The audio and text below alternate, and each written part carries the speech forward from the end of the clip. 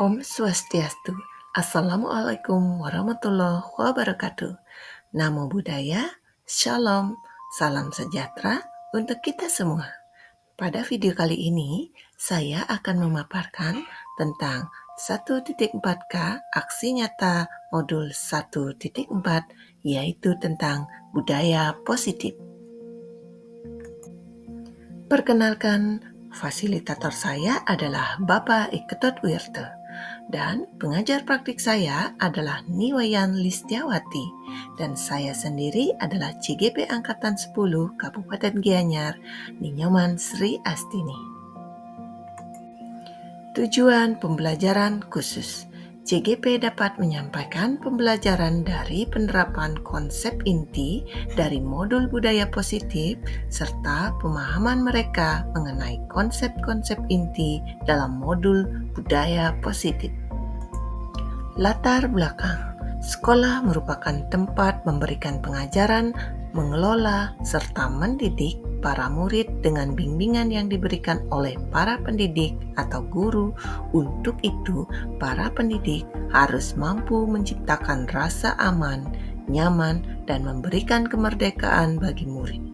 Sekolah harus berusaha untuk menciptakan suasana yang penuh dengan keharmonisan dan pembiasaan positif bagi warga sekolah. Namun kenyataan, kebanyakan sekolah belum memberikan keleluasaan kepada murid menghindari pelanggaran karena takut dikucilkan, dihukum, atau menerima konsekuensi yang berat. Murid tidak suka peraturan karena selama ini jika mereka melanggar peraturan maka akan terkena sanksi atau hukuman yang mempermalukan dirinya. Akibatnya, murid melakukan kebaikan hanya pada saat di sekolah atau di depan guru. Apa yang mereka lakukan bukan karena kesadaran dari lubuk hati, melainkan karena ketakutan dan mencari perhatian. Mereka dari itu, sekolah perlu menumbuhkan kebiasaan-kebiasaan positif secara berkelanjutan yang nantinya akan menjadi budaya positif di sekolah. Budaya positif dapat diciptakan dengan membuat suatu keyakinan kelas sekolah bersama dengan murid. Selain itu, menyelesaikan permasalahan seorang guru harus mampu mempromosikan diri sebagai kontrol dengan menerapkan langkah segitiga restitusi untuk membentuk suatu karakter murid yang bertanggung jawab, mandiri, dan mampu mencari solusi atas kesalahannya sendiri. Tujuan: melibatkan murid secara aktif dalam pembentukan keyakinan kelas. Yang kedua, menumbuhkan sikap tanggung jawab murid atas keyakinan kelas yang telah disusun. Yang ketiga, mengejawantahkan nilai-nilai kebajikan yang telah disepakati bersama. Dan yang terakhir, berbagi praktek baik kepada rekan sejawat tentang penerapan budaya positif. Tolak ukur. Yang pertama, murid lebih aktif dalam pembelajaran di kelas. Murid mampu menerapkan kebiasaan-kebiasaan positif.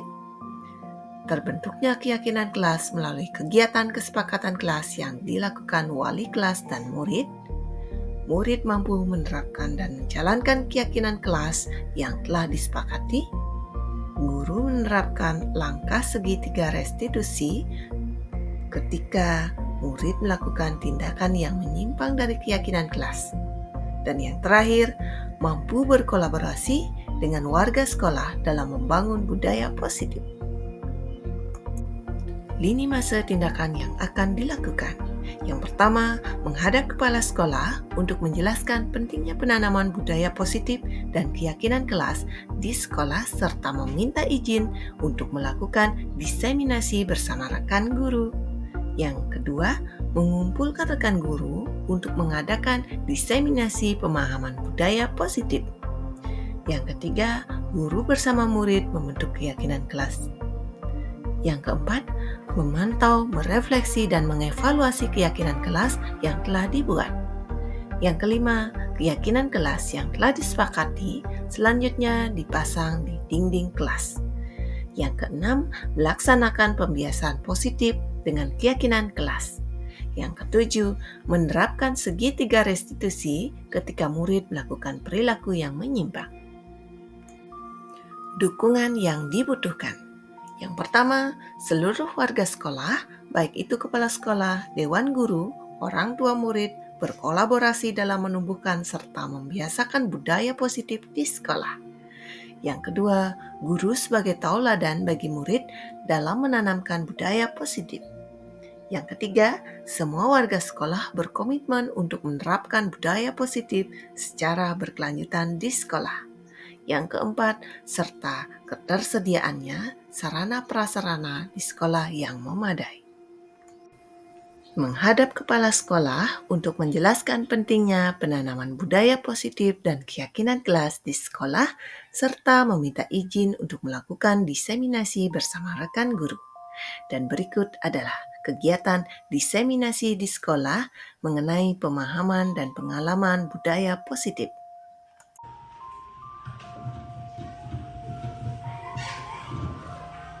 Suksema Om Swastiastu. Yang terima kasih kepada Bapak Ibu karena sudah berkenan hadir dalam kegiatan pada pagi hari ini. Pada pagi hari ini adalah kegiatan dari salah satu calon guru penggerak angkatan 10, yaitu Ibu Koma, selaku guru di SD Negeri 2 Bukuan. Jadi ada beberapa hal akan disampaikan tentang diseminasi budaya positif. Nantian di sini sebagai kepala sekolah dari SD Negeri 2 Bukuan dan kepala sekolah dari Ibu Koma, ingin sekali sebenarnya dalam kegiatan ini Bapak Ibu perwakilan dari gugus Bukuan atau gugus 5 Galalang yang diambil dua orang dari setiap sekolah, ingin rasanya yang ada hal yang akan Bapak Ibu dapatkan dalam kegiatan pada pagi hari ini tentang diseminasi budaya positif. Apalagi di ruangan ini ada satu orang calon guru penggerak juga untuk angkatan 11, yaitu Pak Dewo. Jadi Pak Dewo juga di sini kesempatan Pak Dewo untuk mendapatkan ilmu baru juga dalam kegiatan tersebut. Jadi pas kegiatan nanti mengikuti kegiatan tersebut, Pak Dewo bisa tahu apa yang dimaksud diseminasi budaya positif tersebut. Nah, untuk Bu Koma diharapkan dalam kegiatan pada pagi hari ini, apa yang Ibu Koma dapatkan dalam kegiatan guru penggerak dari modul 1.1 sampai modul 1.4 agar dijabarkan sedetail mungkin dan tentunya kedepannya bermanfaat buat rekan-rekan guru yang ada di KUS 5 di dalam ini. Nah, itu harapan dia Bu Koma. Nah, pada hari ini dia akan buka kegiatan diseminasi budaya positif ini pada tanggal berapa sekarang? Tanggal 4 bulan Juni 2024. Jadi dengan tiang membuka ini, silakan Bu Koma langsung melakukan diseminasi budaya positif. Tiang buka resmi. Untuk waktu dan kesempatannya, tiang persilakan untuk Om Swastiastu. Yang mengucapkan begitu banyak terima kasih kepada Bapak dan Ibu karena sudah bersedia hadir jauh-jauh dari ke SD Bukuan untuk mengikuti diseminasi penerapan budaya positif di sekolah guna mewujudkan profil pelajar Pancasila. Mudah-mudahan nanti sampai diharapkan bisa kita dapatkan, semoga dan untuk-untuknya semoga bisa dijalankan di sekolah Bapak Ibu sama ini. Dikit yang mencoba untuk mendiseminasikan dari modul 1.4 yaitu tentang budaya positif. Perkenalkan pun sampai satu murid tiangnya. Nama tiang Jaman Sri Astini, SPDSD, terus tiang adalah calon guru penggerak angkatan 10 Kabupaten Gianyar. Atau biar ini kita mulai es krim speaking mantan seperti kemarin Bapak Kepala Sekolah yang pesan tolong isi booking Bu. Ternyata saya lupa mempersiapkan, tapi tidak apa. Yang penting jalan aja ya. Bisa yang minta Bapak Ibu berdiri nih sebentar nih.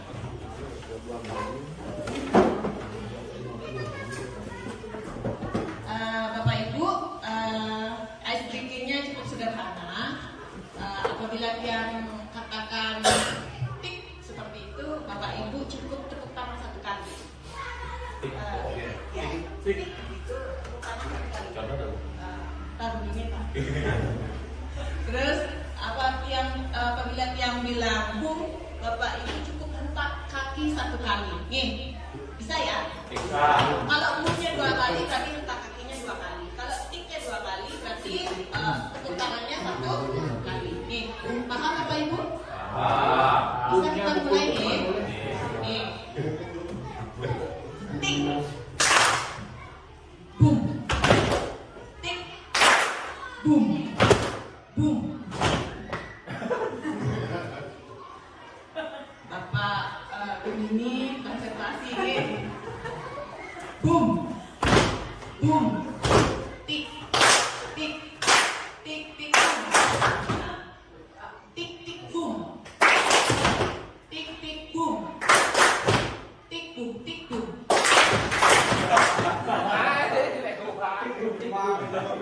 Lagi sekali ya. Tik. Bum. Tik. Bum.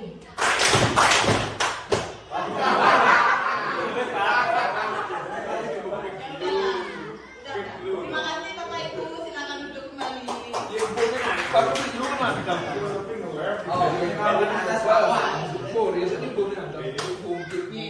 Biar lanjut, biar ini mempersingkat waktu. Iki ucapan selamat datang Bapak Ibu guru hebat di SD Negeri 2 Pupuan. Mari kita belajar bersama, berkolaborasi serta saling mendukung dan dalam mewujudkan budaya positif di sekolah. Oke, lanjut.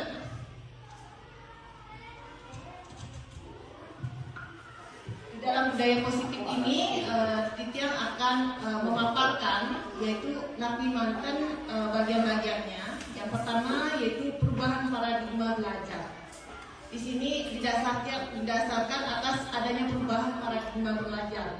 Kalau dulu misalnya berpusat pada guru, kalau sekarang pembelajarannya berpusat pada siswa. Terus kalau dulu zaman pembelajarannya kolonial, sekarang sudah milenial, kan seperti itu. Tentunya pembelajaran yang kita kasih atau kita berikan kepada siswa harus kita sesuaikan dengan kondisi kita. Yang selanjutnya adalah disiplin positif.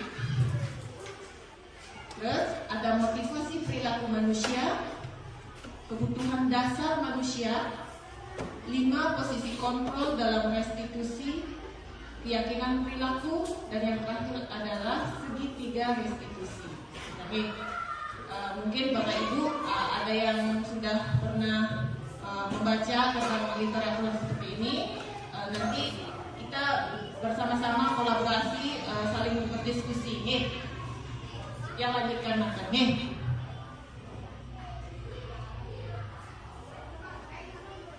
Mungkin masih ingatkah Bapak Ibu dengan tujuan pendidikan menurut Ki Hajar Dewantara ya? Seperti yang kita ketahui, Bapak Ki Hajar Dewantara Nike adalah Bapak pendidikan kita.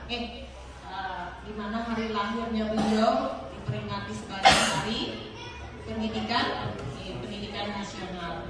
Dan filosofi beliau lah yang sangat sering mungkin sebagai landasan. Semua filosofi beliau dijadikan landasan bagi sistem pendidikan kita di Indonesia. Kan seperti itu Ya lanjut.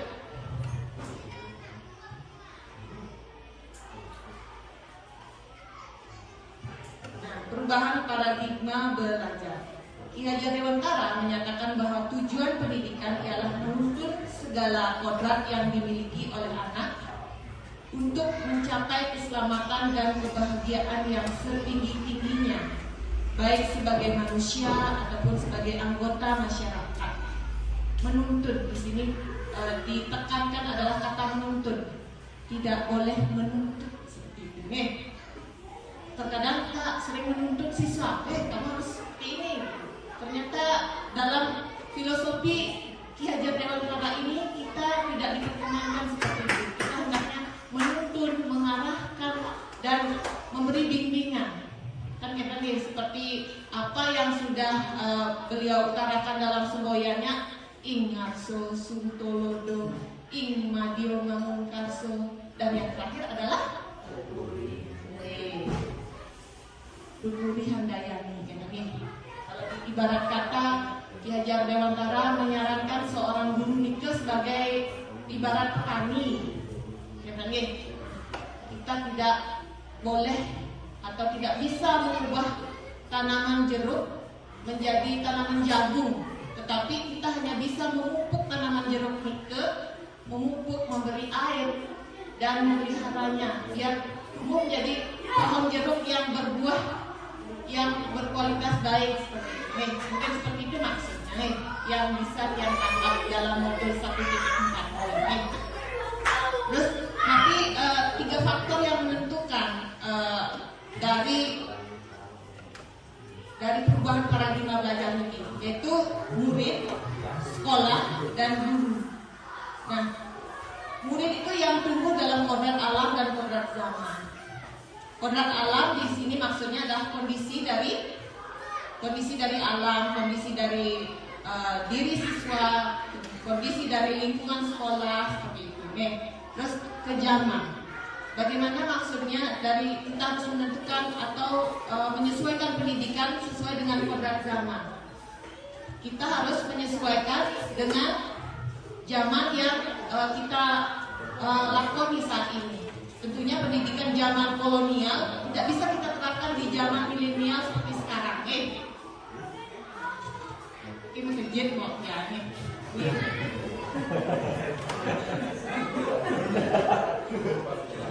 Yang selanjutnya adalah sekolah, tempat persemaian benih-benih kebudayaan. Disinilah tempat persemaian benih-benih kebudayaan. Kalau kita di sekolah harus benar-benar memupuk, terus merawat dan lain sebagainya. Di sekolah itu sangat penting ya. Rumah kedua bagi siswa selain rumah di rumah mereka. Terus guru yang menuntun murid sesuai dengan kodratnya, seperti yang sudah paparkan tadi. Kita lanjut nih ya.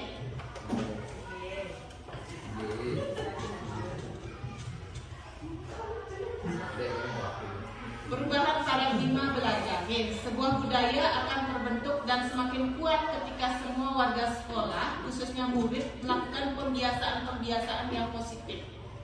Pembiasaan-pembiasaan positif ini dilaksanakan secara konsisten agar terbentuknya profil pelajar Pancasila sesuai dengan kurikulum Merdeka saat ini. Di sini ada kata konsisten.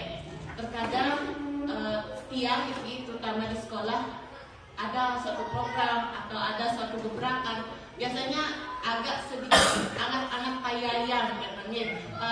Nanti bisa Bapak Ibu yang mungkin kita bisa share bagaimana cara sebenarnya untuk mempertahankan konsistensi kita sebagai seorang pendidik agar kita bisa menjadi panutan untuk siswa kita. Bagaimana cara kita untuk berpihak pada siswa ini. Nanti yang akan minta share-nya kalau Bapak Ibu punya ketika belajar bersama-sama. Nah, yang ini apa yang Bapak Ibu bayangkan tentang makna disiplin? Disiplin itu apa? Mungkin ada yang mau mengungkapkan napi itu disiplin ya, yang terus dalam benaknya napi itu disiplin. Kita lanjut ya. Atau gambaran disiplin bisa. Ayo. Disiplin positif. Kebanyakan orang akan menghubungkan kata disiplin dengan kata tertib. teratur, dan kepatuhan pada peraturan. Dalam budaya kita, maka disiplin dimaknai menjadi sesuatu yang dilakukan seseorang pada orang lain untuk mendapatkan kepatuhan. Kita cenderung menghubungkan kata disiplin dengan ketidaknyamanan. Nih, kemungkinan kenapa tidak nyaman? Karena otak manusia itu cenderung menghindari ketidaknyamanan. Seperti contoh saja nih, contohnya Tiang saja. Saat mengerjakan apapun, mengerjakan tugas, terus terbesit dalam pikiran saya, ya HP dulu lah. Ternyata sampai 1 jam, 2 jam yang lihat HP, ternyata buat tugasnya belum. Seperti itu. Kadang-kadang kita seperti itu, sering-sering menghindari ketidaknyamanannya. Lanjut.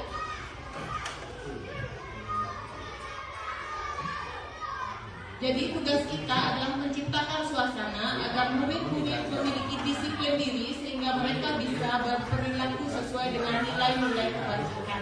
Ya.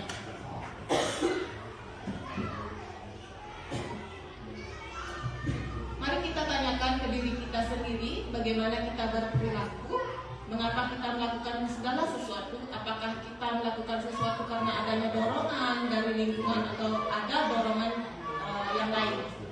Kalau bisa kita punya dorongan, tapi kita tingkatkan dorongan kita dari dalam. Okay. Kalau istilah kerennya motivasi intrinsik. Okay. Kalau bisa pula kita bisa menerapkan pada siswa, kita bisa tingkatkan motivasi intrinsik pada siswa karena itu lebih jangka panjang sifatnya. Lanjut.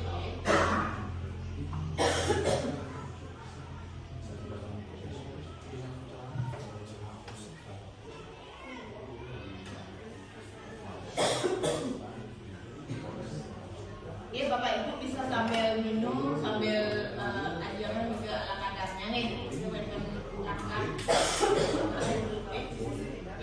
Silakan sambil menyimak ulang nih. Yang selanjutnya adalah motivasi perilaku manusia. Terkadang kita melakukan sesuatu karena kita menghindari rasa sakit atau ketidaknyamanan. Terkadang kita juga melakukan sesuatu untuk mendapatkan apa yang kita mau. Jika boleh saya tahu, apa alasan Bapak Ibu hadir ke sekolah tepat waktu mungkin? Ya, Bapak Gemini. Ya, kalau menurut saya, pertama yang saya pikirkan adalah tanggung jawab.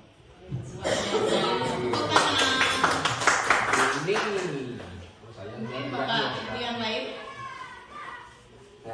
Ya, silakan Bapak Anta. Biar tak lambat sih.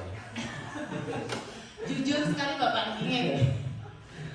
Oke, Bapak yang lain atau ibu-ibu mungkin apa alasannya? Silakan Ibu Made. Ibu, biar anak-anak tidak berkeliaran ke jalan raya gitu. Oh, iya. Luar biasa Ibu Made.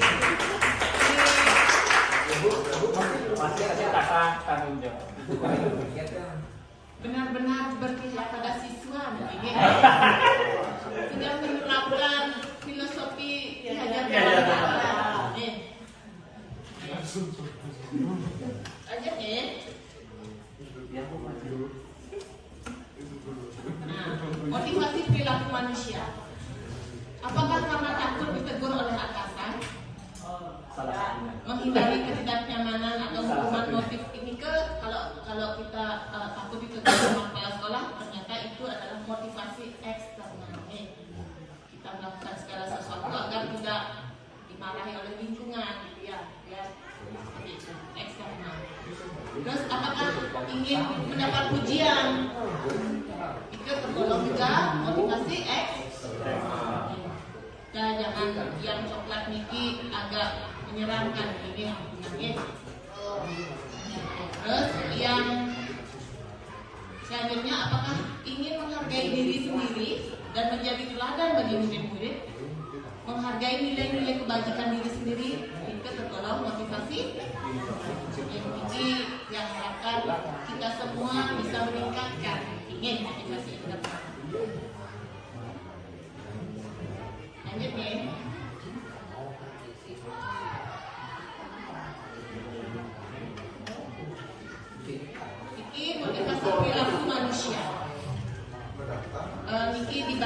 nanti bahasa Inggris dia negosen katanya.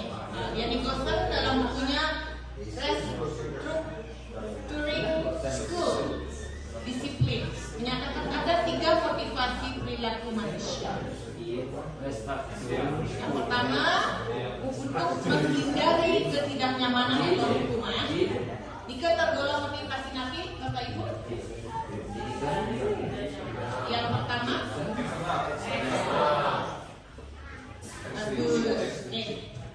yang kedua, untuk mendapatkan imbalan atau penghargaan dari orang lain. Kebetulan di luar kepala. Lanjut, untuk menjadi orang yang mereka inginkan dan menghargai diri sendiri dengan nilai-nilai yang mereka percaya. Dan terkadang kita memberikan penghargaan ternyata membuat siswa yang lain iri, ternyata juga tidak baik. Harus bijak memberikan penghargaan kalau dalam memberikan penghargaan. Lanjutnya, Bapak Ibu, mata kucing ada berapa? Yang tanya itu, mata kucing ada berapa? 2. Kalau mata ikan? 2. Kalau mata burung? 2. Kalau mata ayam? 2. Kalau mata kita? 2. Tidak.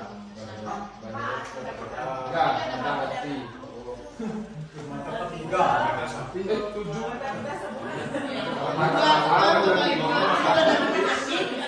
Kalau mata kita ada 26. Ya, betul. Betul ya? Itu nama. Masih ada yang pusingnya? Oh kita. Aduh. Yang lagi bikin namanya bagaimana masih bingung ya? Mata hati.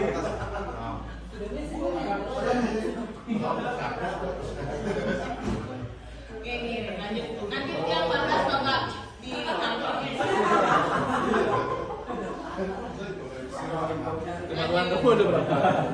motivasi perilaku manusia. Jadi tugas kita adalah menciptakan murid-murid yang memiliki motivasi internal dalam dirinya. Murid akan menjadi berperilaku sesuai dengan nilai-nilai kebajikan karena keinginannya sendiri. Nah, ini kayak wangi. Terus murid akan datang ke sekolah tepat waktu karena ingin menghargai dirinya sendiri, bukan karena takut akan peraturan dan hukuman atau ingin mendapat pujian. Niki yang jadi PR kita. Nah, bagaimana jawabannya? Ais. Kita saksikan sekarang.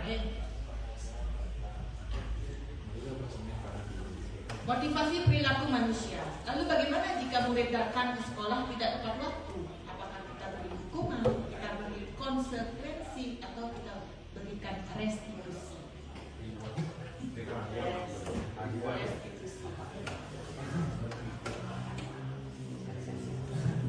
Nah, ini gambaran dari hukuman, konsekuensi, dan restitusi.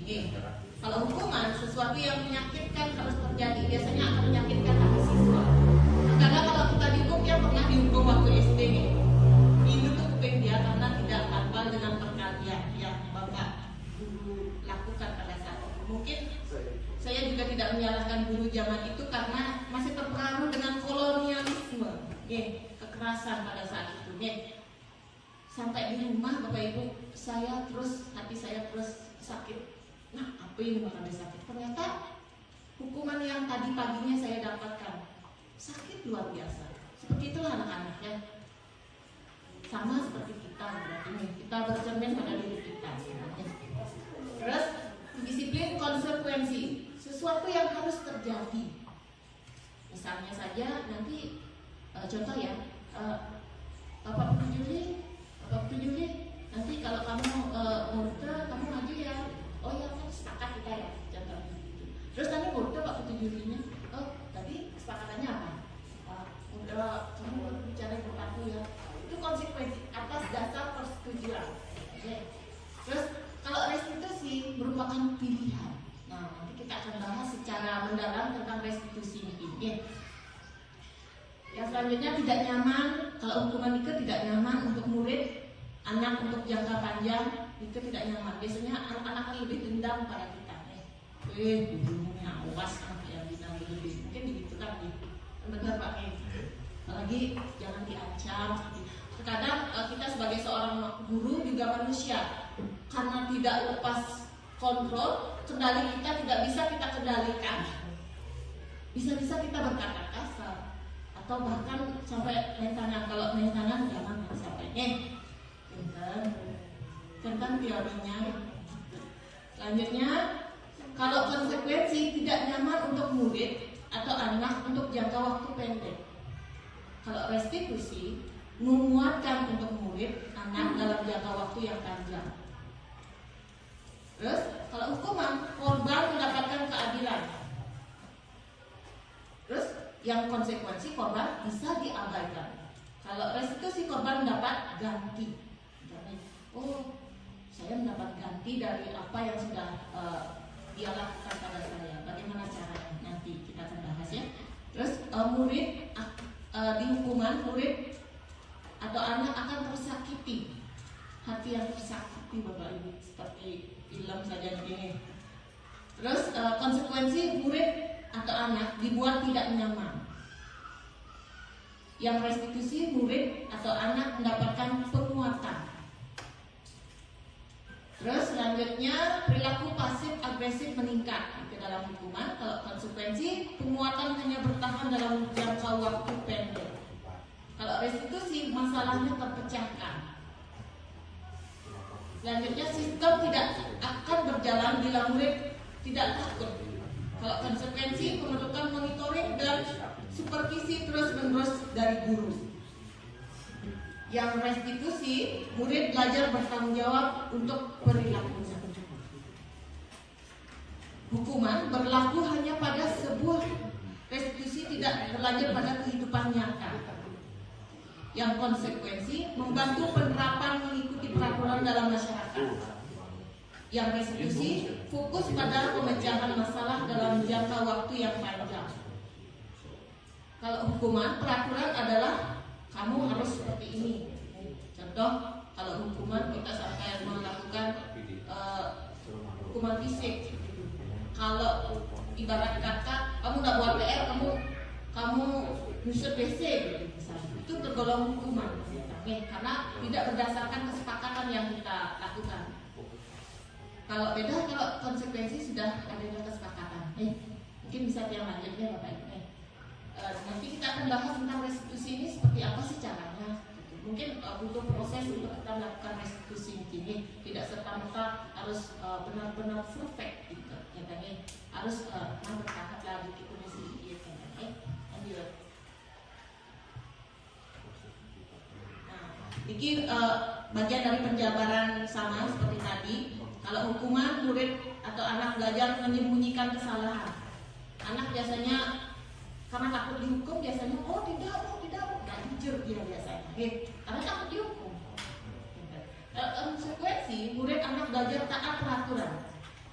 Oh, supaya saya tidak saya mendapat konsekuensi itu, saya harus melakukan yang ini gitu. Kalau konsekuensi. Terus restitusi, murid anak belajar memecahkan masalahnya sendiri. Bagaimana caranya memecahkan masalah? Karena kalau saya sudah melakukan hal ini. Terus mencoba mengontrol anak dengan penguatan negatif. Kalau dalam hukuman, membayar impas kesalahannya, nyawa bayar nyawa, itu misalnya ya.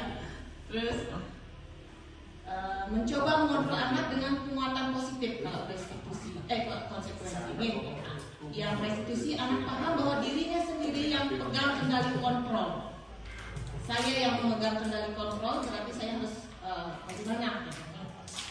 Terus dalam hukuman, dampak pada murid marah, merasa bersalah, rendah diri, mengasingkan diri, seperti itu. Terus kalau konsekuensi, kehilangan hak waktu jeda seorang diri atau team out atau menahan dan t-shirt itu. Terus restitusi, murid atau anak tidak kehilangan waktu namun bersemangat untuk memperbaiki diri. Pada hukuman, tiba-tiba tidak diharapkan atau sangat melukai. Kalau konsekuensi sudah diketahui atau masuk akal. Restitusi berupa undangan untuk mengadakan restitusi. Kalau hukuman dibuat oleh guru biasanya melakukan hukuman. Terus konsekuensi dibuat oleh guru dan murid atau anak. Kalau restitusi dibuat oleh murid atau anak, dibuat oleh mereka peraturan dengan dituntut oleh guru. Terus ada hukuman menyakitkan. Jika sifatnya menyakitkan, guru menjalani konsekuensi dengan menyalahkan, mengkritik, menyindir, merendahkan, menghardik.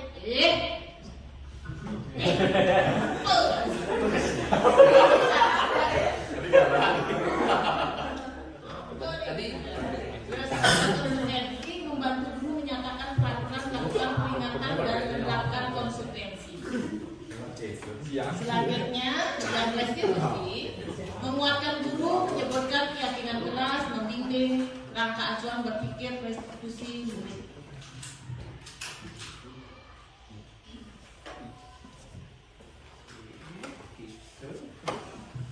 Setelah memahami tabel tadi, Bapak Ibu, kalau diperhatikan, apa yang akan Ibu dan Bapak Guru lakukan jika menemukan murid yang perilakunya negatif? Terkadang dia kan nih dunia nih yang boleh di kasus yang tugasnya disuruh mencari, tolong cari kasus orang yang kayak kasus ya, yang dising hidup uang kasus di kelas ini. Mungkin Bapak kelas sekolah hampir tertawa terbahak-bahak lihat kasus yang itu banyak yang bercermin dari Mika. Apakah murid saya bermasalah atau saya yang bermasalah? Saya menjadi jadi berefleksi diri gitu.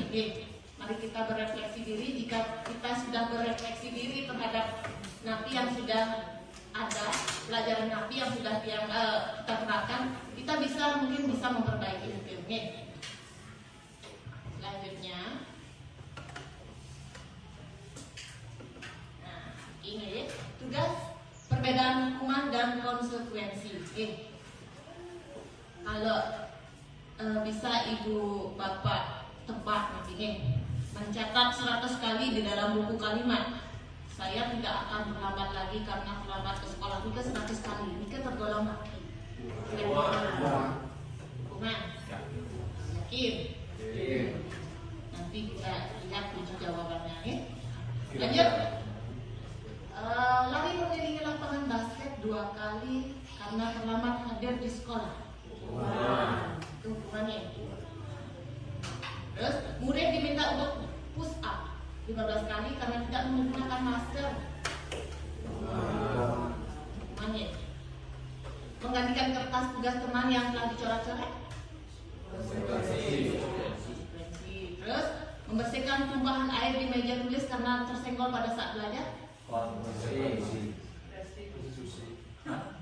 Kita akan bahas nanti. Murid disuruh untuk mengenakan sepatu seharian di sekolah karena mungkin maksudnya di sini tidak mengenakan sepatu seharian karena mungkin salah menggunakan sepatu. Besok anak-anak pakai baju pakai sepatu hitam ya. Ternyata ada anak yang pakai sepatu putih. Kamu salah ini sepatunya. Bukan sepatunya, demi sepatu gitu kan. Itu tergolong napi.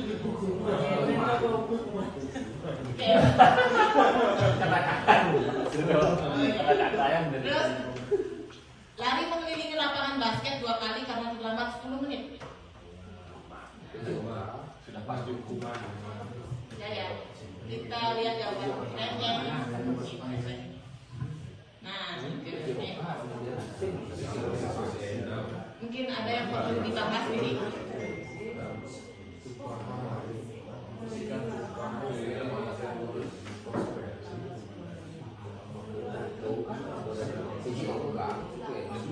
Ada yang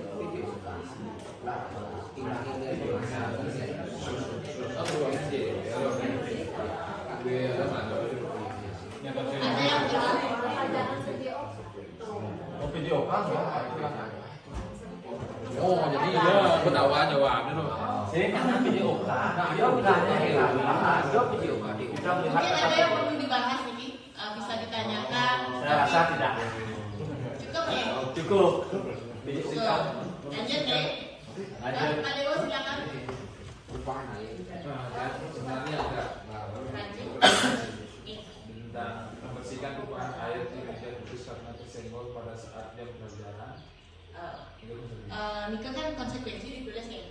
Mengapa jika di konsekuensi tidak hukuman? Karena terkait dengan kalau hukuman biasanya berupa fisik, fisik menyakiti, itu sebagai bentuk tanggung jawab. Kalau konsekuensi lebih cenderung ke tanggung jawab dia. Sudah dijatuhkan dirinya, tak mungkin suruh keliling lapangan. Kamu tanggung jawab dulu ya. Berarti kalau sudah disiram kan tumbuh buahnya itu harus disiram. Memetik buah. Nanti yang perlu dikira-kiranya atau yang paling bawah begini ya. Iki lagi mengelilingi lapangan basket 2 kali karena terlambat 10 menit untuk pelajaran PJOK. Iki ada kata kunci PJOK, biasanya kita untuk melatih kesehatan. 10 menit lumayan, 2 kali nggak terlalu berat lah. Kalau 100 kali itu hati nangis panak-naknya senyel-senyel bahaya. Itu tergolong ke Sengal-sengal. lanjut nih.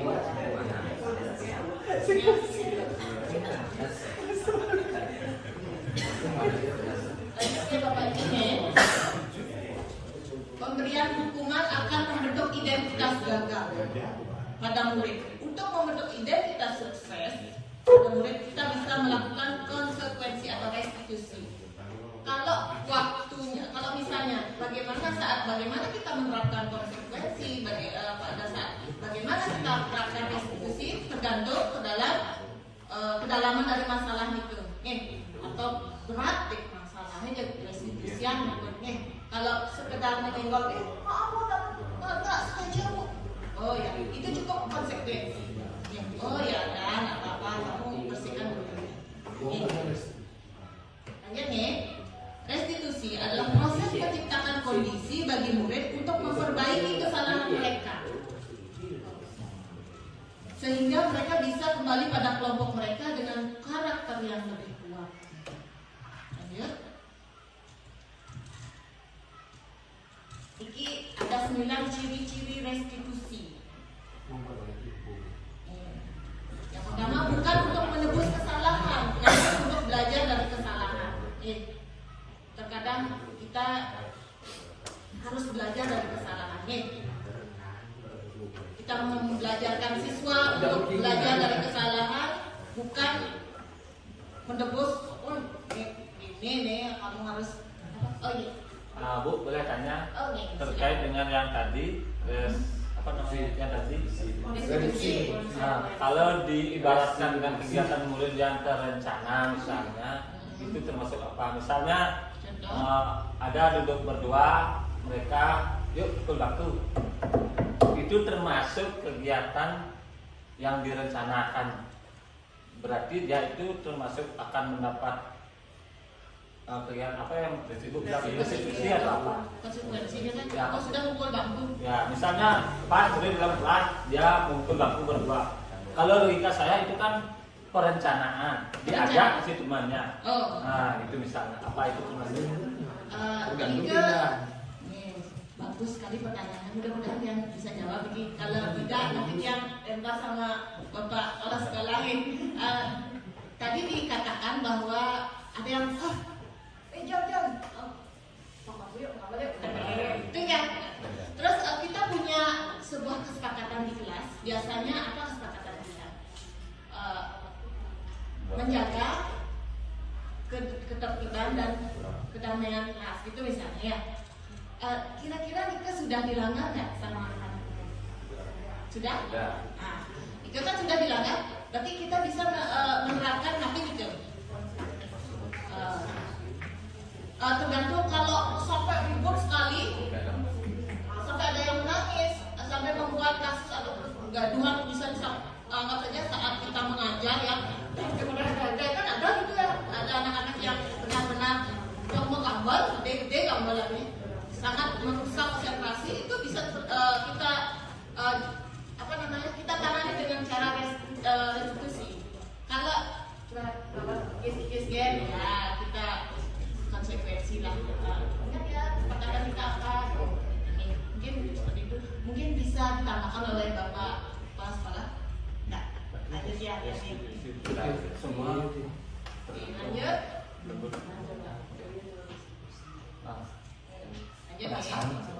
Memperbaiki hubungan. Memperbaiki hubungan. Terus tawaran bukan paksaan. Ini berupa tawaran bukan paksaan. Restitusi menuntun untuk melihat ke dalam diri. Terus restitusi mencari kebutuhan dasar yang mendasari tindakan. Restitusi diri adalah cara yang paling baik untuk sementara dalam ilmu pengetahuan kita. Itu restitusi katanya paling baik. Terus kalau nanti ada perkembangan zaman nanti mungkin akan berbeda lagi. Nih, untuk saat ini kan sesuai dengan zaman nih. Terus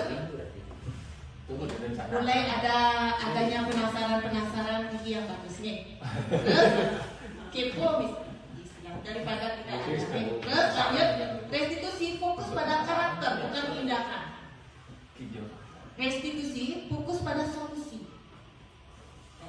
Terus restitusi mengembalikan murid yang berbuat salah pada kelompok. Lanjut. Kebutuhan dasar manusia setiap tindakan memiliki tujuan melakukan usaha terbaik pemenuhan kebutuhan dasar. Apa saja kebutuhan dasar kita? Terkadang kita melakukan sebuah kesalahan didasarkan atas kurang terpenuhinya kebutuhan kita kan kita nih. Terus apa saja kebutuhan kita? Yang pertama adalah bertahan hidup atau di bahasa Inggrisnya adalah survival. Terus kebutuhan akan kasih sayang dan rasa diterima atau love belonging. Kita kekurangan love di rumah, bisa jadi di sekolah. Love. Maksudnya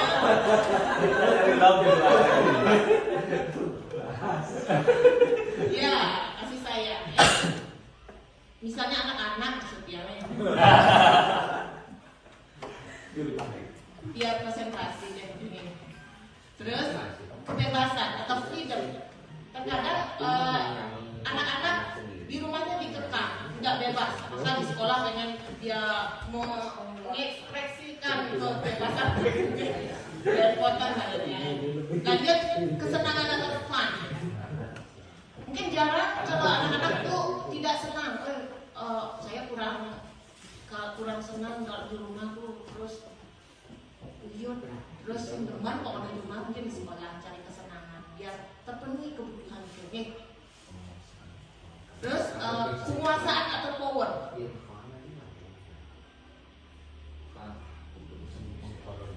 Dan ya, terus survival Niki sebagai kebutuhan dasar. Misalnya anggap saja kalau ada beberapa anak mungkin nyetek jajan di depan gitu. Ternyata bagaimana dia? Karena di rumahnya mungkin jarang makan jajan itu, mungkin kekurangan bertahan hidupnya berarti ya makanannya bisa kurang. Selanjutnya ada juga karena jahil.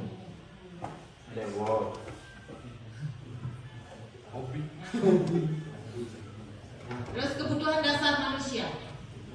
Bimo seorang anak TKB selalu berlari keluar kelas menuju jalan raya di depan sekolahnya yang ramai dengan kendaraan.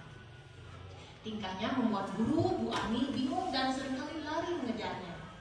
Ada beberapa kemungkinan jawaban yang diberikan bingung. Aku senang main kejar-kejaran dengan ibu guru, seru.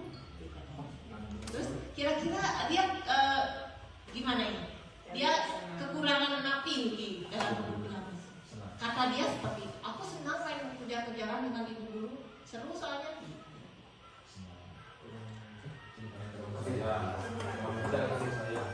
Kalau cari ibu guru, gimana sih mainnya? Love-nya kurang. Ya, love. Terus kasus 2, aku bosan belajar mewarnai terus di dalam kelas. Tapi ini kan bosan katanya. Ya, bebas lagi.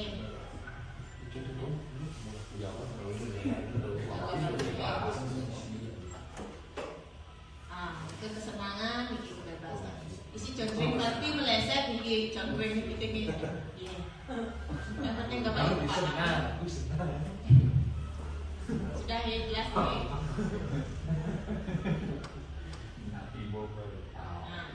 Bagaimana posisi ibu atau bapak saat mengontrol kedisiplinan murid? Bagaimana? Ada 5 posisi kontrol dalam memposisikan diri kita sebagai pendidik. Yang pertama, menghukum atau sebagai penghukum. Yang kedua, sebagai pembuat rasa bersalah. Oh, kalian itu udah bikin ibu kecewa. Kamu tega sekali sama ibu, misalnya. Itu pembuat. Jadinya anak-anak merasa bersalah atas apa yang dia lakukan.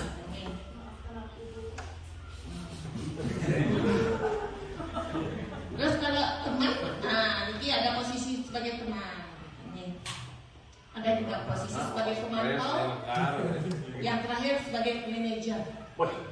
Niki idaman sebagai manajer. Terkadang dia baru di posisi kadang pembuat rasa bersalah, kadang hukuman juga sering dia lakukan. Terus kalau bisa kita kurangi setelah pendidikan kita tahu lah hukuman sini lagi gitu. Terus berefleksi lah dikit. Terus kalau bisa dari teman pemantau manajer itulah kira-kira dapat diterapkan di sekolah ini. Kalau idealnya kita lakukan adalah yang manajer, memanage. Lima posisi kontrol itu sebagai penghukum atau ketidaknyamanan atau rasa takut. Patuhi aturan saya atau was. Terus kamu selalu saja salah. Kamu ini selalu saja salah. Terus selalu, pasti selalu yang terakhir selesai selalu. Ibu-ibu itu terus timbang atas mendidiknya. Terus selanjutnya pembuat rasa bersalah. Ini yang dikenai adalah psikologis murid Bapak Ibu. Niki sangat hati-hati nih. Bisa jadi dia akan merasa sangat gagal. Yang hukuman kamu tadi dengar ya. Iki kalau sudah ke ranah pembuat rasa bersalah, iki psikologis siswa itu sudah mulai saya tidak percaya dengan diri saya. Saya terus selesai membuat ibu kecewa. Saya tidak berguna. Gitu, hindari ini. Ya, mudah ya benar. Terus ibu sangat kecewa sekali dengan kamu. Berapa kali Bapak harus memberitahu kamu? Pusing Bapak. Tapi membuat Bapak pusing gitu ya. Wah, saya aja membuat Bapak pusing, saya belum mengkaji gitu ya. Gimana coba? Kalau orang tua kamu tahu berbuat begini. Ya. Kalau teman atau ngobrol murid. Kalau teman ya, apa Bapak Ibu sering jadi temannya murid nih? Ya. Terus ayolah bantulah demi Bapak ya. Ini dong kayak demi Bapak. Gitu ya. Ayo ingat tidak bantuan apa? Ayo ingat tidak bantuan Bapak selama ini. Oh. Ayo ingat tidak? Ini kan menguji Bapak. Melatih fokus. Terus lanjut, ya sudah kali ini tidak apa-apa, nanti ibu bantu bereskan, ya sebagai teman. Terus pemantau, peraturannya apa? Kalau tidak berbuat ini maka bagaimana? Terus apa yang telah kamu lakukan? Sanksi atau konsekuensinya apa? Manajer sekarang di posisi mentor. Kita diharapkan memiliki posisi kontrol sebagai mentor. Apa yang kita yakini kembali ke keyakinan kelas. Mungkin keyakinan kelas harus kita susun bersama muridnya. Kalau guru jujur mungkin dia yang bikin ke peraturan, terus murid tinggal menjalankan. Ternyata tidak seperti itu prosesnya. Apakah kamu meyakininya? Terus jika kamu meyakininya, apakah kamu bersedia memperbaiki ini, hal ini menunjukkan apa tentang dirimu, apa rencana kamu untuk memperbaiki hal ini. Itu pancingan-pancingan pertanyaan supaya muncul motivasi intrinsik dari siswa. Berlatih mandiri, berlatih bertanggung jawab, berlatih untuk memecahkan masalahnya sendiri. Itu yang kita harapkan untuk terbentuknya profil pelajar Pancasila, menanamkan kebiasaan-kebiasaan.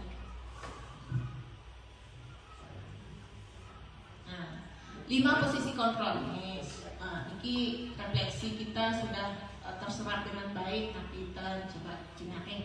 Saya kecewa sekali dengan kamu. Yang mana itu?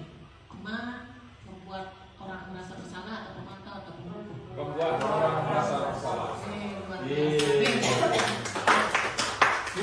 Luar biasa. Saya ngomong salah.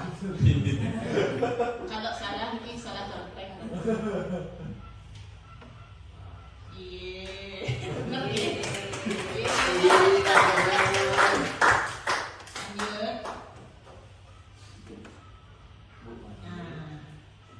Ini keyakinan kelas, ini keyakinan. Mengapa memakai helm? Mengapa memakai masker? Seorang akan lebih tergerak dan bersemangat untuk menjalankan keyakinannya daripada hanya sekedar mengikuti serangkaian peraturan tertulis tanpa makna. Mungkin yakin dia kalau pakai masker maka keselamatan orang-orang di sekitar saya karena saya sakit misalnya akan terjaga dengan adanya keyakinan. Kalau pakai masker, yakin dia kalau saya pakai helm nanti menambah jatuh gitu ya, kepala saya bahaya. Yang lanjut dia.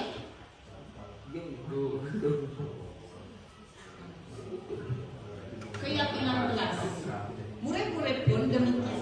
Mereka perlu mendengarkan dan memahami arti sesungguhnya tentang peraturan-peraturan yang diberikan.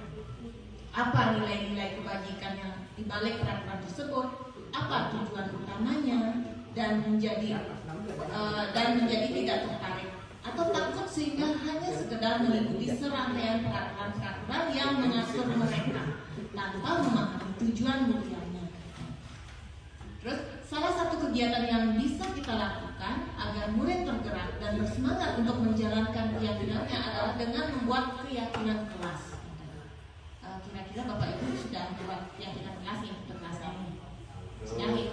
Mungkin ada yang sudah, ada yang belum, yang juga baru buatnya. Soalnya baru tahu.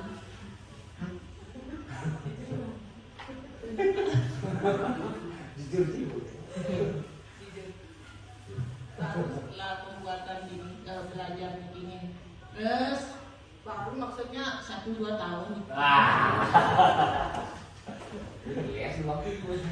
Bener mikir Pak, kalau saya sudah dari dulu, nggak dulu kapan? Nanti biar saya nggak ingat.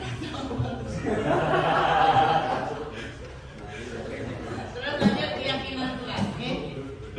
Keyakinan kelas bersifat lebih abstrak daripada peraturan yang lebih rinci dan konkret.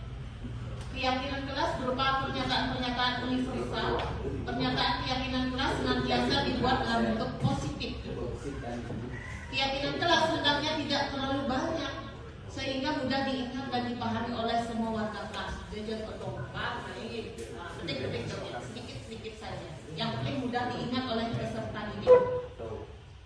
Keyakinan kelas sebaiknya sesuatu yang dapat diterapkan di lingkungan sekolah, lingkungan tersebut. Semua warga kelas hendaknya ikut berkontribusi dalam pembuatan keyakinan kelas lewat kegiatan curang pendapat. Bersedia meninjau kembali keyakinan kelas dari waktu ke waktu.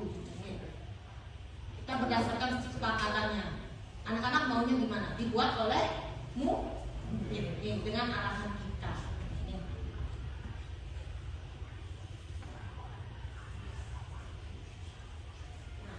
Bagaimana langkah dalam menyusun keyakinan kelas? Yang pertama, guru mengajak murid membayangkan kelas impian versi apa yang mereka inginkan. Disuruh membayangkan murid-murid bagaimana kelas yang mereka impikan.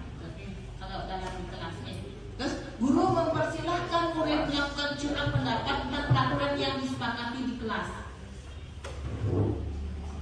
catatlah masukan-masukan murid tentang keyakinan mereka dalam sebuah kertas besar, atau bisa meminta murid menempelkan sendiri, atau bisa contohkan seperti itu nih. Bapak Ibu bisa lihat di sana contohnya. Jaga dulu, jaga dari robek. Udah keluar kamera. Terus tinjau kembali daftar pendapat yang sudah dicatat. Mungkin masih terdapat pernyataan yang berupa peraturan. Silakan ditinjau kembali. Selanjutnya, ajak murid-murid untuk menemukan nilai kebajikan atau keyakinan yang dituju dari peraturan tersebut. Nilai kebajikan ini akan menjadi sebuah payung. Terus, sebaiknya keyakinan sekolah kelas tidak terlalu banyak, bisa berkisar antara 3 sampai 7 prinsip keyakinan. Bila mana terlalu banyak, maka warga kelas akan sulit mengingatnya dan akibatnya sulit untuk dijalankan. Sama kalau kita punya ekspektasi nih, pernah Bapak Ibu punya ekspektasi?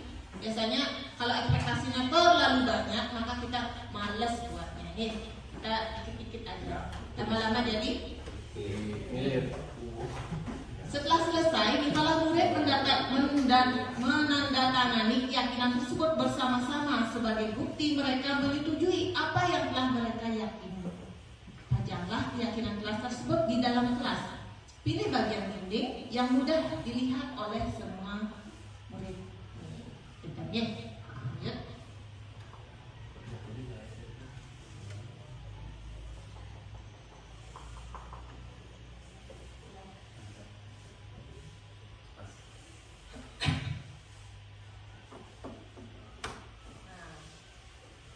Iki contoh keyakinan kelas yang sudah terapkan di kelas 5.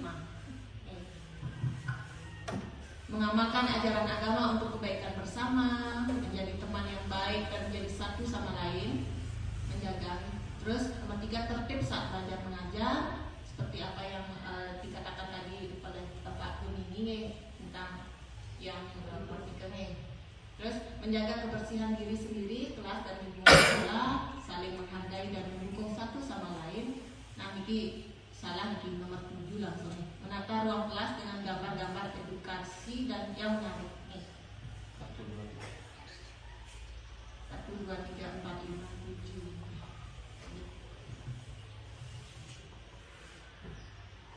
Nah, ini keyakinan kelasnya. Selalu kembalikan buku ke tempatnya. Kita tergolong keyakinan kelas. Dilarang mengganggu orang lain, hadir di sekolah 15 menit sebelum pembelajaran dimulai. Apakah tergolong peraturan atau keyakinan kita maksudnya? Dilarang melakukan kekerasan, dilarang menggunakan narkoba, perjanjian atau menunggu giliran, menggunakan masker, jangan berlari di kelas.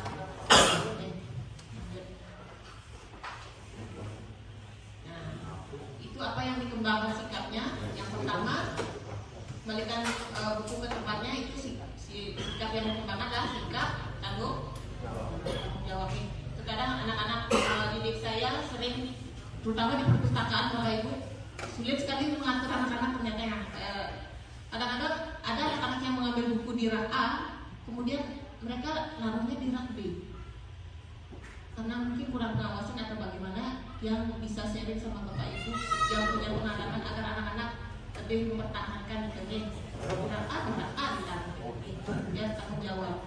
Terus dilarang mengganggu orang lain. Jika tergolong keyakinan kelas menghormati orang lain. Hadir di sekolah 15 menit sebelum pembelajaran dimulai. Jika menghormati orang lain pula, punya komitmen ya, menjaga disiplin seperti itu. Terus dilarang melakukan kekerasan, itu tergolong keyakinan kelas tentang keselamatan menghormati orang lain. Terus dilarang menggunakan narkoba, itu kesehatan.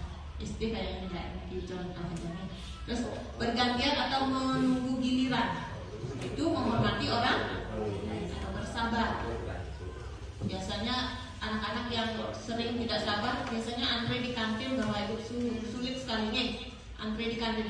Cambok, bumelang kanan.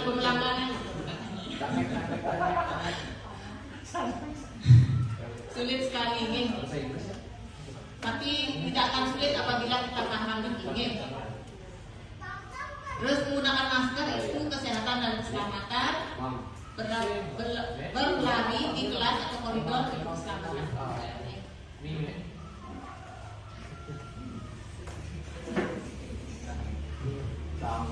Segitiga restitusi merupakan sebuah tahapan untuk memudahkan para guru dan orang tua dalam melakukan proses untuk menyiapkan anaknya untuk melakukan restitusi.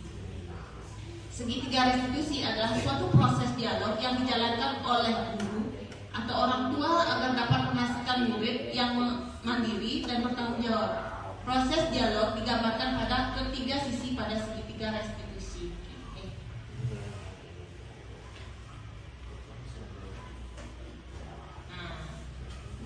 Segitiga restitusi. Tentang yang pertama kita lakukan adalah menstabilkan identitas terlebih dahulu. Yang paling bawah bisa dilihat, bisa. Setiap orang pasti pernah melakukan kesalahan. Kan kita dikasih tahu anak-anak, nah saya ingin boleh ibu ya kasih kita bilang, distabilkan identitasnya dia, nggak marah. Kan ada yang anak-anak itu dalam hadis, nah saya kayak gitu. Terus kamu bukan satu-satunya loh yang pernah melakukan ini, ada kok teman-teman kamu yang melakukan ini. Ya, stabil identitas. Terus selanjutnya langkah kedua yang harus kita lakukan adalah tentang validasi tindakan yang salah. Kan salah dalam ini stabil identitasnya, terus divalidasi tindakannya yang salah. Contohnya, kamu tentu punya alasan mengapa kamu melakukan. Pasti punya alasan, anak-anak melakukan itu pasti punya alasan. Yang sing ada halus, sing mungkin ada api kan itu. Benar lah. Benar ya. Sebab Terus adakah cara yang lebih efektif untuk mendapatkan apa yang kamu butuhkan? Ada cara lain. Kira-kira kan nyopet misalnya. Anggap saja lulur ipalnya. Ada cara lain kamu berlari supaya tidak jatuh. Dia disuruh berpikir mandiri, disuruh berpikir. Ya. Jangan serta-merta mengambil bawah bajunya gitu saja ya. Terus lanjut ke menanyakan keyakinan yang terakhir. Keyakinan kelas apa yang telah kita sepakati? Terus ditanyakan tentang keyakinan kelasnya. Kamu ingin menjadi orang yang seperti apa sebenarnya? Kamu mau jadi orang yang bertanggung jawab atau orang bagaimana? Oh saya ingin menjadi orang yang suka nama. Ya itu misalnya. Oh kamu harus gitu. Ya. Itu teorinya ya Bapak Ibu ya. Semoga kita praktekkan. Yang syukur-syukur kita harapkan kita bisa praktekkan kepada anak didik kita bersama di sekolah Bapak Ibu sama-sama. Terus lanjut.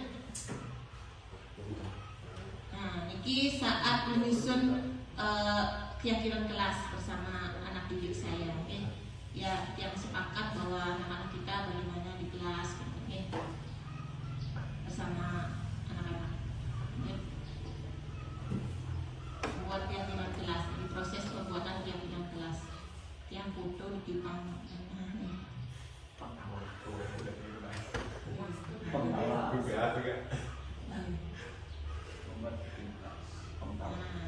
Iki contoh maaf Bapak Ibu yang agak gini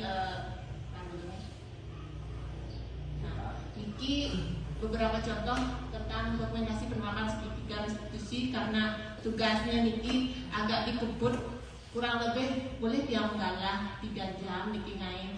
Terus Bapak kepala sekolah tidak masuk waktu itu. Terus jadinya dia buat sendiri dengan keterbatasan pengetahuan dia niki dengan membuat gini nah lu ngabang-ngabang istilahnya niki. Tapi nah yang penting ngumpul kan gitu. Dia mencontreng tugas dia ternyata ya udahlah seperti inilah tugas dia tentang kisah.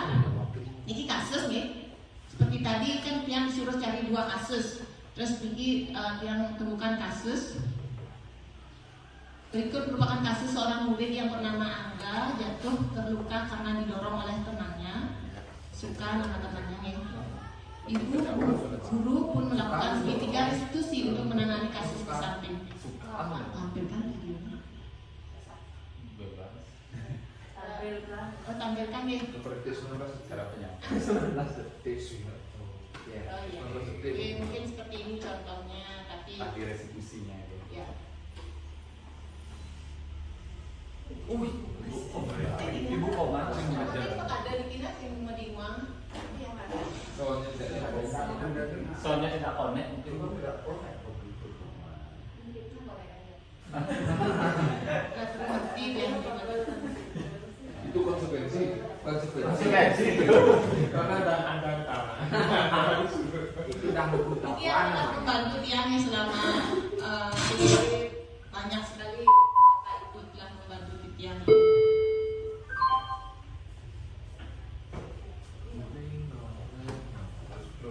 Maka timbul pertanyaan Pak Ibu. Boleh banyak timbul. Nah, nanti kan timbul pertanyaan kemana terus? Nanti sarannya kayak Kemana kepala sekolah? punya uang langsung korporasi.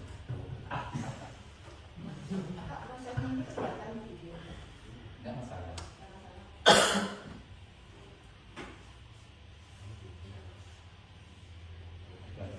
Duduk.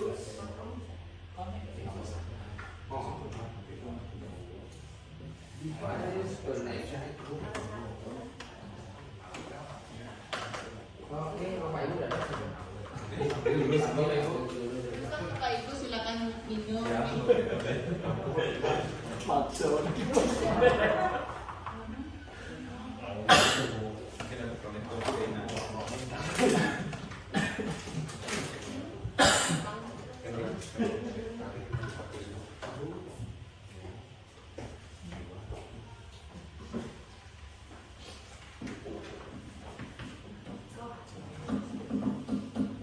Wah, lebih tinggi lah, nggak nih. Terus lebih sini. Mengajak. Besar kelas. Baik Bapak Ibu, Iki mohon maaf Iki kayaknya videonya bongol Iki Bapak Ibu nggak bisa didengarin. Iki yang gambarkan saja kasusnya ini. Angga ini saat bermain dia didorong, kemudian ketika sampai luka, sampai luka si Angga didorong oleh Suka sehingga dia melakukan restitusi terhadap Angga dan Suka. Prosesnya yaitu dia menanyakan, menstabilkan identitas Angga terlebih dahulu, harus distabilkan juga. Terus Suka juga distabilkan. Suka. Anggap saja, mungkin takut ya, takut dengan yang jatuh mungkin. Bagaimana kita menstabilkan si Angga? Kedua belah pihak harus distabilkan. Terus, caranya? Ini ada di video. Tapi caranya saya gambarkan nih. Suka kan jatuh. Suka ibu akan Suka mendorong. Angga jatuh, Suka yang mendorong. Berarti Suka mendorong. Ya, ininya kalau di dalam kejahatan tersangkanya adalah Suka. Ya. Terus korbannya adalah Angga.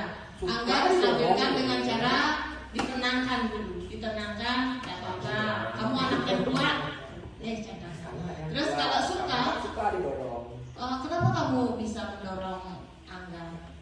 Karena saya pengen menang kok, menghalangi saya kok, itu katanya. Mau menang katanya pada saat apa nama permainannya yang pakai bola ini apa namanya? Oh ya, kaki. Dia didorong namanya. Terus sampai jatuh dan meluka lututnya. Sehingga pada saat itu dia hanya sama Suka. Oh, enggak apa-apa. Tujuan kamu ingin menang, tapi harus lebih berhati-hati dengan cara kasih tahu sama Angga, gitu. Ya, saya kaluan gitu. Ya, distabilkan enggak apa-apa. Tiap orang pasti punya kesalahan dan terkadang tidak kamu aja yang punya kesalahan yang sama. Tidak, mungkin ibu pernah juga seperti itu dulu gitu. Sekarang bagaimana cara kamu untuk agar tidak melakukan itu? Ada nggak cara yang lebih tidak berolahraga gitu. Itu tentang validasi tindakan yang salah. Terus lanjut, kita tanyakan keyakinan kelasnya. Keyakinan kelas kita bagaimana? Atau keyakinan sekolah kita bagaimana? Kita harus saling menjaga, ya, harus bersabar. Oke, kita tanyakan keyakinan kelas. Setelah kita tanyakan, maka kita akan lakukan perbaikan di sana. Menyarankan bahwa anak-anak tidak semestinya seperti itu. Dan kalau setiap permasalahan kita harus hadapi dengan sabar. Tujuan kita atau kita sebagai seorang guru harus sabar. Ya, katanya Gede Prano, sabar. Ini kasus kedua. Kasus kedua ini, ya, ini kisahnya kita kan, ini nggak kasus ya, kasus ngai-ngai nih. Ini kasus benar-benar, tapi Jumin yang rekam. Ceritanya, mereka adegan dari perkara. Kan sekolah kita mau ngadain panen hasil karya P5 di akhir tahun gitu. Terus anak-anak kan latihan menari nih. Terus ada salah satu anak yang memang lambat dalam menari, dalam kelompoknya Nike, terus dibully sama teman. Ih, kamu ini lambat sekali, hewan kan, jelek kan kelompok kita kan, kamu padu-padu. Nangislah dia, ya. Nangis anak ini. Terus dia coba stabilkan identitasnya, karena Yuli namanya anaknya ini. Yuli, tolong, kenapa kamu bikin Novita nangis? Apa-apa ya, saya ini Bu, Novita terus saja buat kesalahan, padahal kami udah sering latihan, terus dia lakukan kesalahan. Saya kan jadi gak suka Bu, gitu katanya. Terus dia tanyakan, ada gak cara yang lain agar Novita bisa, tapi kamu gak usah bikin Novita nangis, gak usah benar-benar. Ada gak? Oh, ada teman yang nyaut, oh saya bisa Bu, ajari Bu, cuma Bu aji Bu Novita nanti bisa. Nah, kita terapkan di sana restitusi, ya, ada 3 restitusi. Bisa dibayangkan jika kita tiap guru mempunyai kemampuan restitusi itu luar biasa, bisa kita terapkan secara konsisten. Terkadang kita tidak bisa konsisten karena guru juga manusia kan, katanya. Kalau bisa kita terapkan posisi manajer, posisi 3 restitusi ini kita sering terapkan, ya.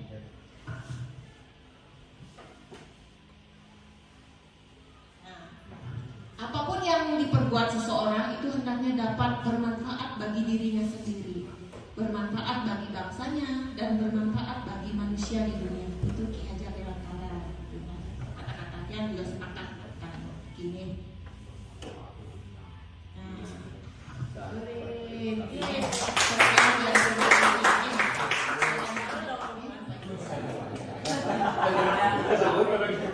Iya Bu, mati.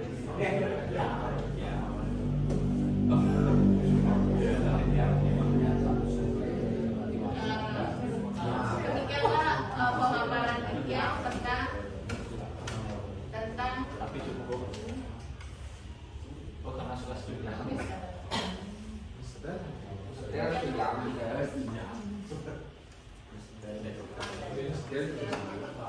mungkin demikianlah kita nih pemaparan yang semoga bermanfaat. Bisa diterapkan di sekolah Bapak Ibu sama-sama ini rekan-rekan yang terkenal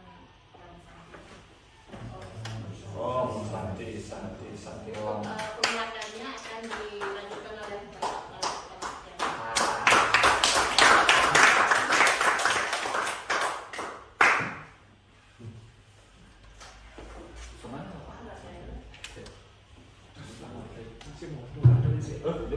Cek. Nabi sebut penyambung. Beda pegang hidup. Terima kasih kepada Ibu Koma CGP 10. Sekali lagi berikan plus kepada Ibu Koma. Dari pemaparan Ibu Koma sangat luar biasa dan sudah berani menampilkan sesuatu yang mungkin 1 jam berbicara sendiri Bu Komang. Gitu. Nggak masalah. Jadi intinya Bu Komang sudah berani tampil dan berbagi baik-baiknya dalam pemahaman apa yang pernah dipelajari di Guru Moderat, tentunya di modul 1. Jadi dia hanya menguatkan ada beberapa hal dari yang disampaikan Ibu Komang tentang budaya positif di sini. Ada kalau Bapak Ibu simak ada 7 pemahaman yang harus Bapak Ibu jalani sebagai seorang guru, tentunya memimpin pembelajaran untuk anak didik Bapak Ibu di sekolah.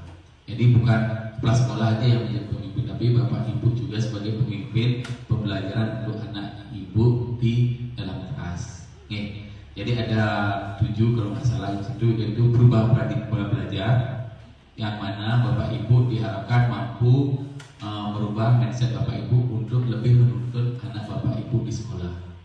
Seperti yang dijabarkan oleh Bu Komang, menuntun itu bukan menuntut, seperti itu ya Bu Komang ya. Jadi menuntun itu bagaimana Bapak Ibu mengarahkan anak didik Bapak Ibu ke jalan yang lebih baik tentunya dalam proses pembelajaran. Jadi jangan menuntut itu. Kemudian disiplin positif.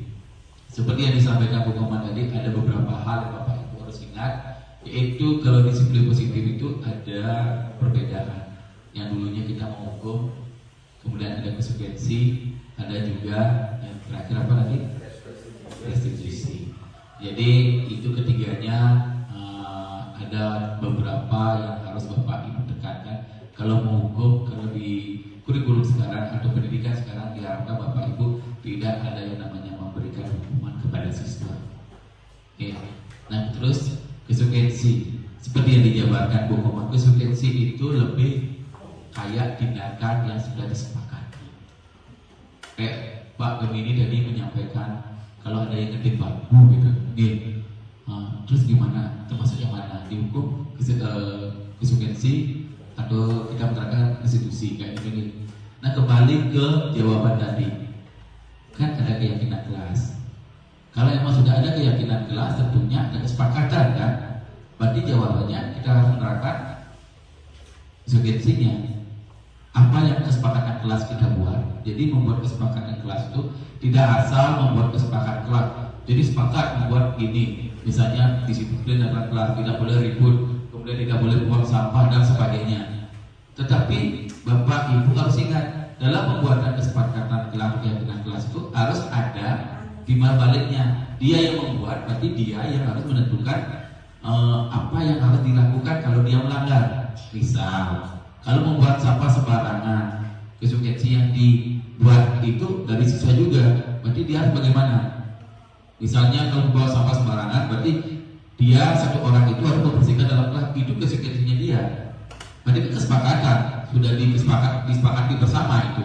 Makanya itu konsekuensinya. Kayak tadi memukul meja, berarti membuat keributan dalam kelas, seperti itu ya. Berarti kesepakatan kalau dia membuat kegaduhan dalam kelas, berarti kan siswanya itu sudah punya kesepakatan atau keyakinan yang sudah ditulis. Misalnya kalau dia membuat keributan dalam kelas, berarti dia harus bagaimana?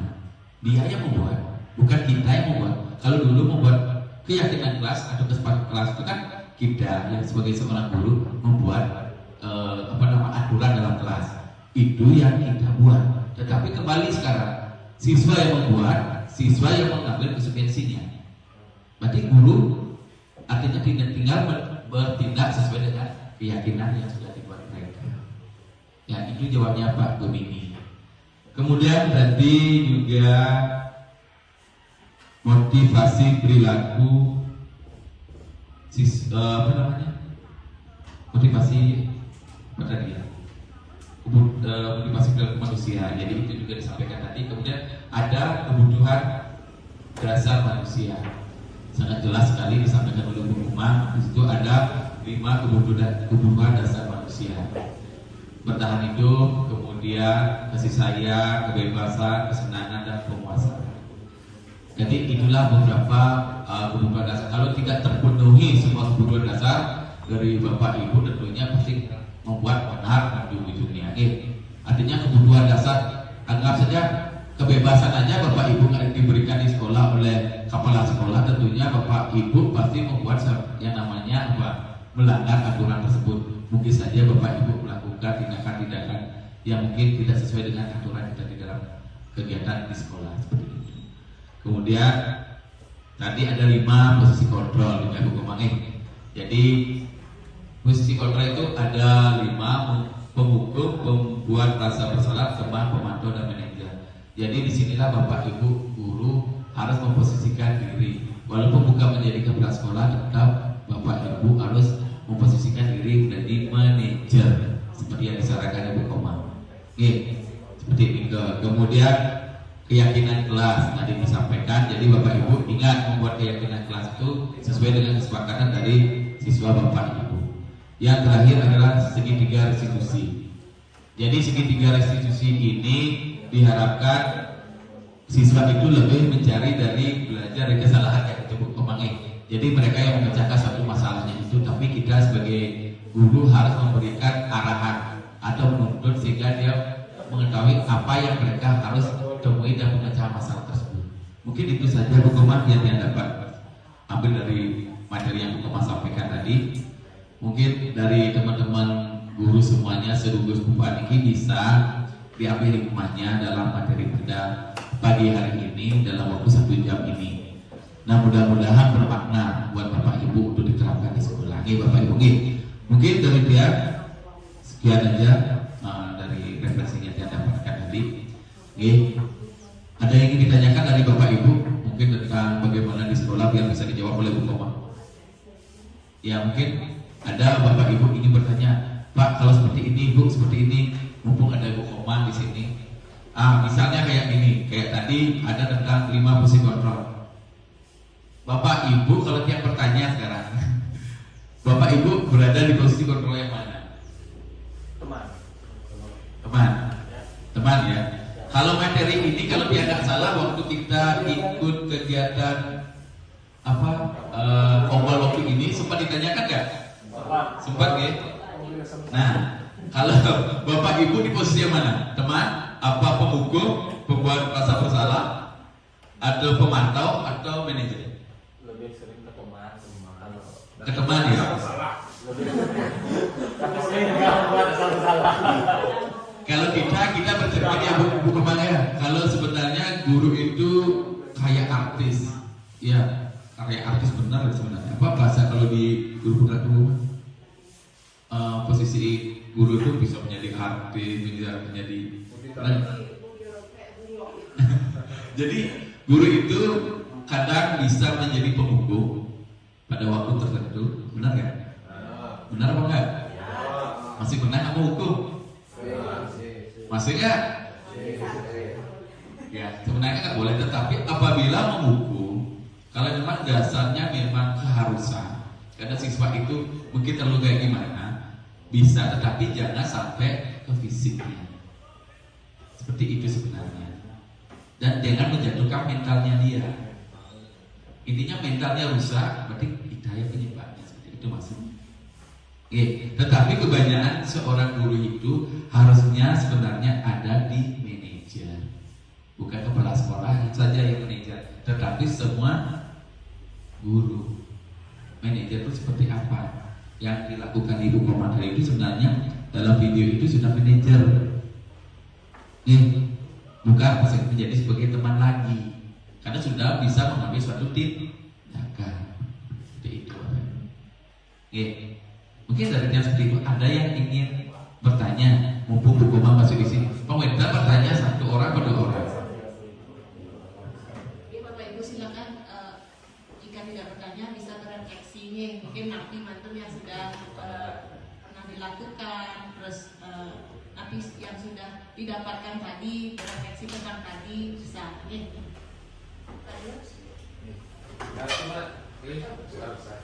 Terima kasih untuk kesempatannya. Cuma yang mau meyakini saja yang sudah dapatkan tadi, apakah yang paham atau belum sebenarnya. Misalnya yang mau bertanya tentang penerapan restitusi, yang nggak bingung bedanya tadi. Dalam segitiga restitusi itu nada berstabilkan identitas. kemudian validasi kebutuhan, kemudian menanyakan keyakinan. Validasi tindakan yang salah. Validasi tindakan yang salah. Nah, misalnya yang ambil contoh ada kasus siswa tadi mendorong siswa temannya sampai jatuh dan terluka. Nah, jika dalam benak ya, misalnya yang ambil tindakan, yang pertama menstabilkan identitas, menanyakan kenapa, menstabilkan identitasnya, semua orang pernah melakukan seperti itu, mungkin alasan tidak sengaja. Memvalidasi itu alasannya, tidak menanyakan alasannya itu. Nah, Validasi tindakan yang salah. setelah menstabilkan, menanyakan alasannya, kemudian yang terakhir menanyakan keyakinannya, nilai-nilai apa yang akan telah kamu sepakati dan kamu ingin menjadi orang seperti apa. Misalnya kalau kamu ingin menjadi orang yang bertanggung jawab, silakan tolong temannya karena kamu sudah mendorongnya, kamu bertanggung jawab untuk mengobatinya. Itu termasuk restitusi atau bagaimana? Apa konsekuensi? Institusi guru sudah terlibat dalam manajer sebagai posisi kontrol manajer itu tergolong ke 3 restitusi. Kan sudah ada restitusi itu bagiannya yaitu menstabilkan identitas, terus validasi tindakan yang salah, dan yang terakhir adalah menanyakan keyakinan kelas. Kalau sudah mencakup ketiganya itu, dia tergolong ke segitiga restitusi, sudah melakukan restitusi. Atau istilahnya seorang guru itu sudah memposisikan dirinya sebagai manajer. Mungkin Jadi dan artinya guru itu posisinya karena sudah mengambil siswa itu berarti melakukan restitusi. Kalau masih langsung di dalam ruangan atau langsung di tempat itu, kemudian ada kesepakatan, itu namanya suspensi. Jadi ada yang harus ditindaklanjuti, ada sesuai dengan kesepakatan. Tapi karena tindakan itu sudah melibatkan beberapa orang sampai terjadi sesuatu dan sudah ada pelaporan, guru dipanggil, tapi kita menerapkan segitiga restitusi itu. Berarti seperti tadi, kalau misalnya temannya itu langsung dia mengobati, itu konsekuensi itu. Kalau belum ada gurunya kita maksudnya kurang. Itu tanggung jawab dia mas. Langsung di depan kalau itu langsung dia berarti tanggung jawab. Dah. Terus ya. silakan. Mungkin sebelumnya terima kasih sedikit dari pihak ini masalah yang berkaitan dengan tadi konsekuensi dan kesepakatan kita. Kita sebagai pendidik, kita hanya mengarahkan dalam kurikulum merdeka, kita dibawa untuk mengarahkan siswa kita. Nah, misalnya dalam pembuatan kesepakatan kelas, kalau misalnya kita hanya mengarahkan, terus kesepakatan di kelas siswa meminta, itu misalnya kesepakatan kita, misalnya kalau terlambat dia lari ke lapangan, disepakati oleh siswa, apakah bisa kita membuatnya dalam kategori misalnya itu cukup melelahkan, apakah itu masuk hukuman atau masuk kesepakatan, sedangkan kesepakatan itu dibuat oleh siswa. Bagaimana kita menyikapi hal itu? Apakah kita arahkan balik lagi atau memang kita harus sepakati sesuai kesepakatan itu? Gitu. Mungkin itu yang sering mengganjal pikir saya sebenarnya sama ini. Terima kasih Bapak Gede yang coba menanggapi. Dalam membuat kesepakatan kelas kita juga harus berpatokan pada nilai-nilai kebajikan universal. Jika yang kita pegang dulu sebelum membuat kesepakatan kelas, kita arahkan kepada siswa nanti kebajikan-kebajikan universal yang sudah kita tahu gitu. Kalau misalnya itu sampai sudah akan membuat bahaya siswa, tentunya tidak tergolong ke dalam kebajikan, nilai-nilai kebajikan mungkin seperti itu. Terus contoh kalau misalnya anak-anak, oh Bu, saya pokoknya kalau tidak mematuhi peraturan UI, saya akan push up 100 kali, kan sudah tidak mungkin. Dan kita juga melihat dari segi nilai-nilai kebajikan. Sebelum kesepakatan kelas itu disetujui, kita mengarahkan bukan lebangi dia, tapi tapi kita juga mengawasi mereka. Apakah sudah sesuai dengan koridornya? Nanti belum. Mungkin segitu pemahaman dia. Dan selanjutnya silakan Pak. Maafkan Pak. Dan artinya seperti yang disampaikan, kita sebagai guru kan mengarahkan, tetapi disinilah posisi kontrol kita juga diuji sebagai manajernya. Jadi apa yang kebajikan universal itu yang sudah kita ketahui dan kita pahami sebagai seorang guru, tentunya harus diterapkan juga. Bisa sudah tahu kalau memang kesepakatan atau keyakinan kelas itu kita kan buat. Misal kalau dia buat salah, ribut atau bagaimana, tetapi dia membuat teman-temannya itu bahasanya lari keliling lapangan 10 kali gitu misalnya, kan membahayakan. Nah kita sebagai guru tentunya harus memberikan masukan juga. Nggak boleh seperti itu, mungkin apa kayak mungkin membersihkan atau bagaimana, arahkan dia. Kita penuntun juga mengarahkan ke nilai-nilai yang lebih baik, tapi untuk membina mereka. Kalau dengan melari lapangan apalagi 10 kali nyak gelam dan lari lapangan, kan membahayakan. Seperti itu yang dimaksud untuk hukuman. Jadi kita sebagai guru kan tahu kebaikan universal itu seperti apa.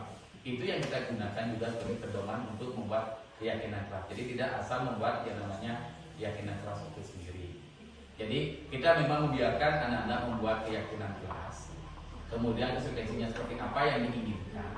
Tetapi kalau memang ada sesuatu yang memang perlu tindakan itu perlu diwaspadai, kita waspadai. Berarti jangan kasih tahu siswa jangan seperti ini terlalu keras, nah gitu misalnya. Jadi buat mungkin membersihkan kamar mandi bersama-sama atau bagaimana, atau mengumpul sampah kan untuk melatih mereka untuk kebersihan. Itu kan beda cerita itu jadinya gitu. Mungkin memindahkan apa, diminta barang-barang gitu misalnya bisa gitu. Jadi kita harus ambil kebijakan universal itu seperti apa ya seperti itu. Mungkin ada lagi Bapak Ibu. Bisa diterima. Karena kalau dia masalah ini dia harapkan kita sering, karena dia takutnya dia pribadi juga di kelas takutnya ujuk-ujuk menerima, karena ini kan kesepakatan kelas. Dia juga tidak memiliki hak mutlak di dalamnya untuk ingin sesuai keinginan dia gitu misalnya. Kan ini semua kita ambil bersama-sama dengan siswa. Kalau ibarat kata kalau kita cuma punya satu suara, sedangkan siswa punya sekian suara kita kan kalah. Berarti kesepakatan yang banyak digunakan takutnya seperti itu, karena yang takutnya salah membuat kesepakatan. Mungkin kita sih. Niki mulai sedikit mungkin dulu dia sempat menanyakan seperti hal yang mungkin tentang hukuman dan sebagainya itu nih. Jadi seperti ini. Sebenarnya seperti yang dia sampaikan tadi, hukuman itu apakah bisa kita lakukan? Kan kita yang tahu daerah kita langsung aja. Kembali ke daerah kita masing-masing. Kalau memang di daerahnya kita itu agak keras misalnya, kalau dengan membuat dengan koridor-koridor yang sangat baik itu mungkin agak sulit itu misalnya nih, kita boleh melakukan hal yang memang menghukum tetapi tidak sampai guru itu fisiknya mereka kita pegang. Itu contoh. Kenapa demikian? Karena belum tentu murid di kota dan di desa itu sama karakteristiknya. Jadi karakteristik itu kita yang tahu, kita yang membuat aturan, termasuk sekolahnya di Pak Gemini itu misalnya bisa menerapkan seperti yang Pak Gemini lakukan apabila memang cocok dengan karakteristik siswa tersebut di sekolah. Kembali ke karakteristik sekolah di situ. Jadi kalau seandainya di sini bisa menerapkan dengan kebajikan universalnya itu, kan bisa kita terapkan itu. Jadi anak-anak bisa kita tuangkan dengan itu. Tetapi ingat, keputusan terakhir semua ada di tangan guru.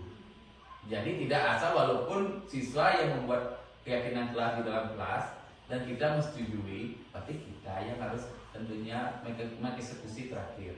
Kalau emang nggak cocok jangan seperti itu. Jadi berikan pemahaman. Seperti yang disampaikan tadi, posisi Bapak Ibu di mana menjadi teman. Berarti sampaikan dengan cara kita berteman. Seperti ini ke ya, terima kasih Pak. Mungkin itu belum sih kejadian itu Pak saya. Cuma takutnya seperti itu. Bagaimana kalau kita buat kesepakatan disetujui oleh sekian orang gitu ya. Ya, terima kasih Pak. Ada lagi? Mungkin ada lagi Bapak Ibu berefleksi boleh, bertanya juga boleh. Kita di sini sharingnya. Enak? Oh ya, Intinya disesuaikan dengan kontraknya dan alam dan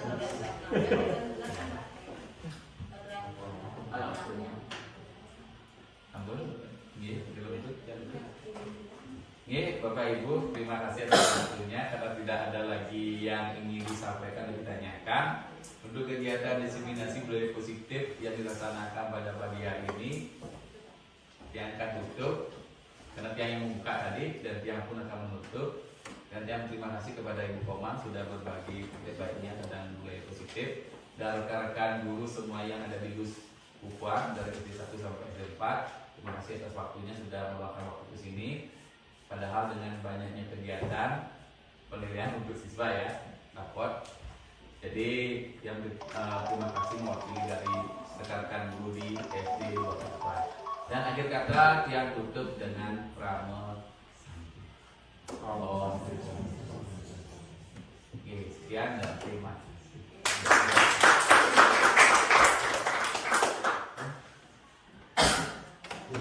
Nah,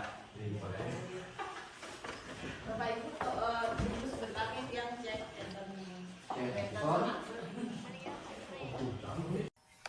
Sekian dan terima kasih. Om Santi, Santi, Santi. Om. Wassalamualaikum warahmatullahi wabarakatuh. Rahayu, Rahayu, Rahayu.